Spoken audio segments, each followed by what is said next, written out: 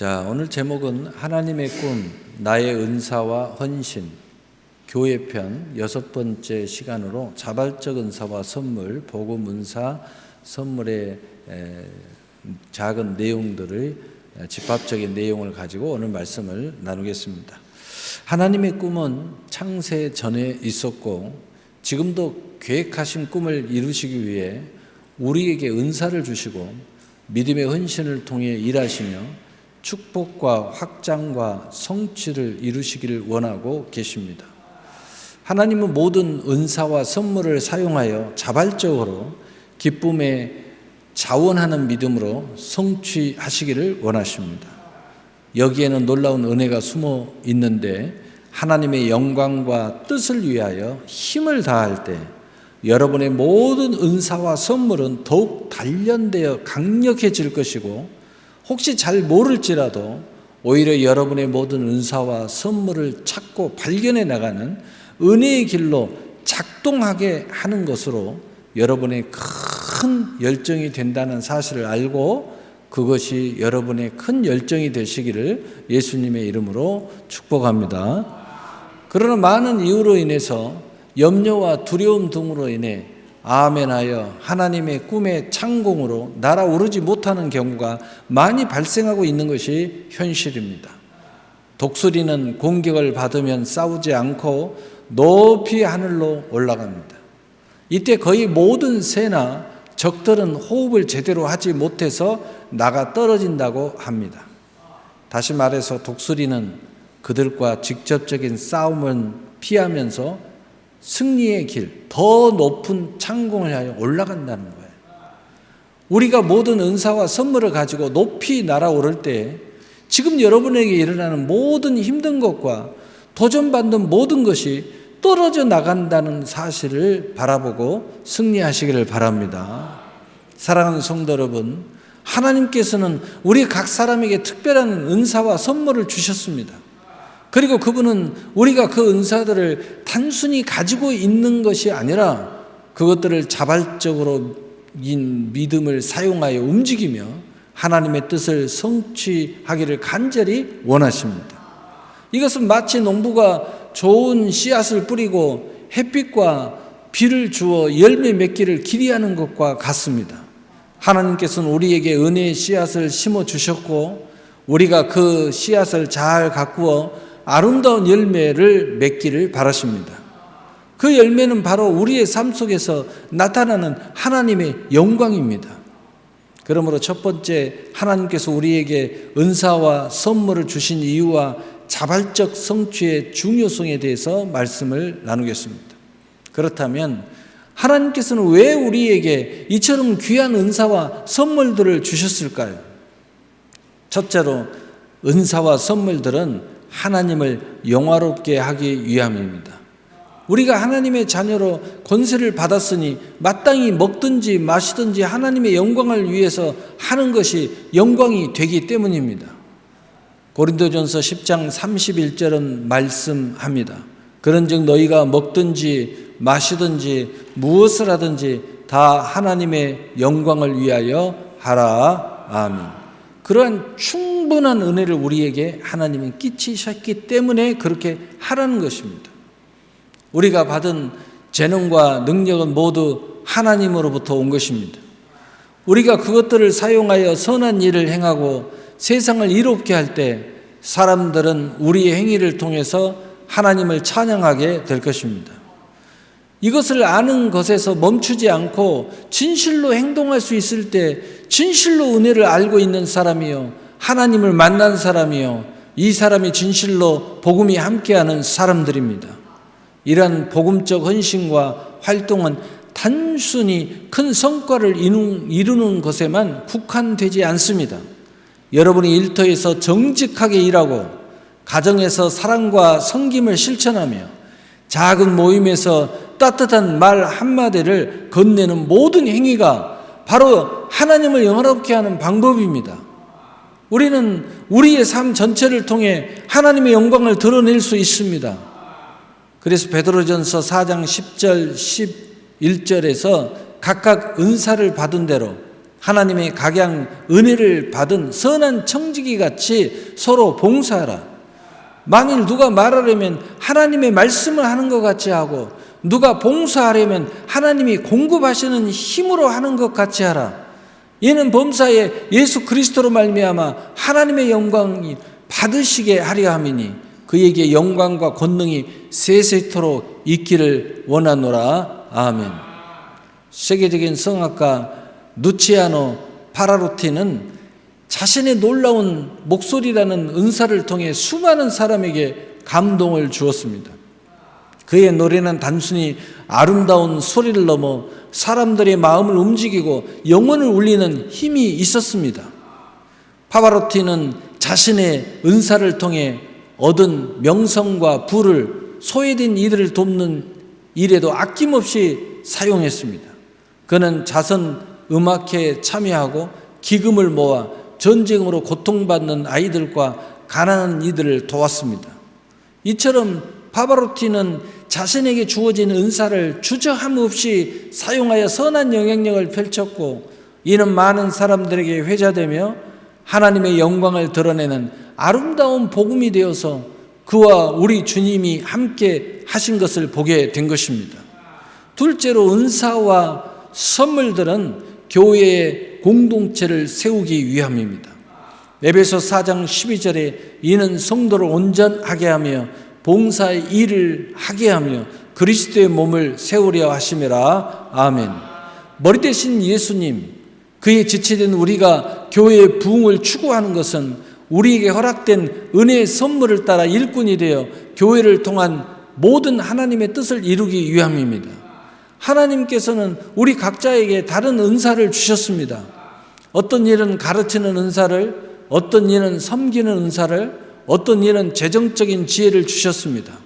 이 모든 은사들이 유기적으로 연결될 때 교회의 공동체는 더욱 든든히 세워지고 성장할 수 있습니다. 마치 우리 몸의 각 지체가 서로 다른 기능을 하지만 조화를 이룰 때 온전한 몸이 되는 것처럼 우리의 은사들도 그러합니다. 이것은 단순히 눈에 띄는 큰 역할만 의미하지 않습니다. 보이지 않는 곳에서 묵묵히 기도하는 사람, 예배 후에 깨끗이 성전을 정리하는 사람, 처음 온 사람에게 따뜻한 미소로 인사를 건네는 사람, 이 모든 역할이 교회 공동체를 세우는데 필수적인 은사입니다. 하나님께서는 여러분의 작은 섬김에도 교회의 공동체를 위한 귀한 선물로 사용하셔서 하나님의 나라의 확장과 복음의 용사로 특별한 은혜의 삶을 인도하시기를 원하십니다.